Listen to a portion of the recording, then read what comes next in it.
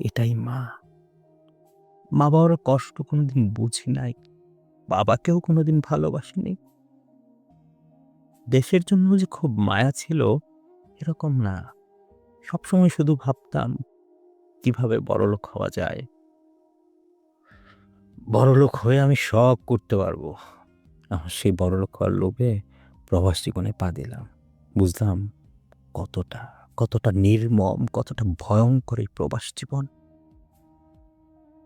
আমার দুলাভাইরে দেখি সারাদিন আপুরে ফোন দিয়ে কথা বলে। ১ম খুশি হইতাম খুব। একদিন চিন্তা করলাম আপুর সাথে কথা বলব। দুলাভাই ওয়াশরুমে থাকায় ফোনটা আমি ধরলাম। ধরে বুঝতে পারলাম এটা তো আমার আপু না, এটা হয়তো অন্য কারো আপু। যার নাম জান দিয়ে সেভ করা। সাথে আপুর ফোনে ফোন দিলাম। আমার ফোন দিয়ে। আপু বলল, "কেমন